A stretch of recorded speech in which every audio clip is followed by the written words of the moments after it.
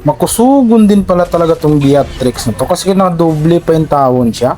Kaya dito, ibigay ko sa kanya yung triple. Kaso hindi pala, ako pala yung nakakuha sa kanya. Nasipyat man hinuan ako. May balak tong earring na tong mag-post na to. Kaya ginulat ko siya dito. Kaya yung gulat niya, yung flicker niya, tinulak siya. Pero natembalong yapon siya. Nata ko na tong pagong na to, unsa pa lahing buhatin ta. Kaso nandito din pala yung mga kalaban namin mga doy. Tapos yung core nila nandito rin. Sus, mina tards. Wala man kay batasan, ako nag-umpisa nun. Tapos ikaw lang kukuha. Naunsa naman yung taong kani. Sige din, hinato sulayan ng imuhang kaiso. Huwag ka nang dumalagan pa kasi lumagot ako sa imuha doy. Sana tagam, baliktad ka tuloy. Tumabang pa ngayong harit dito, ang di niya alam, lagot kayo ko kay nakuha nila yung pagong na yon. Kaya pati yung earring na to, dinamay ko na. Lumagot na din pala sa akin si Ferdinand na to. Kaya tingnan nyo mga doy, oh. Sobrang lagot din niya sa akin. Natimbalong na naman hinuan siya. Sumide step ka rin kasi minsan doy. Unsa man yung taong kani. Labangan ko muna yung harit dito kasi napitas yung aking kasama. Pag lumabas yan, alam na niya unsa pay laing buhatin ta. Tinulak na naman yung taon siya sa flicker niya. Mahinayon pala yung flicker mo doy.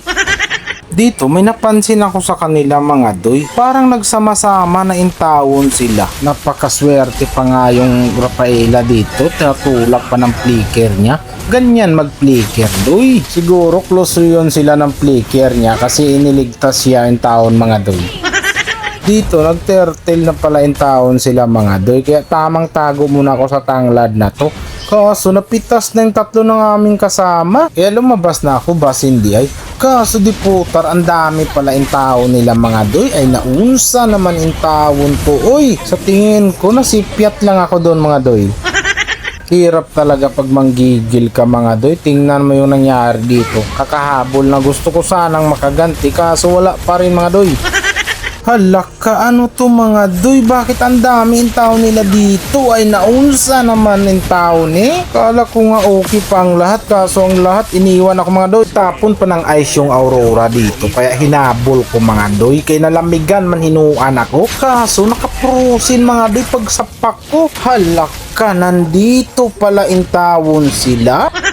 Sinabayan ko na yung earring dito kasi siya lang naman yung taon mag-isa. Kaya natin yan mga doy.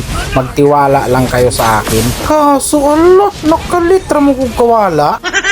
Tapos sabi ng earring, GG na kami mga doy. Sumukol kayo mga doy, huwag kayong pumayag kasi sinabi ng earring na yan. Buti nakapag ultimate yung Odisa namin kaya napitas yung MM nila. Yan, tama yung ginagawa nyo mga doy. Lumaban lang kayo.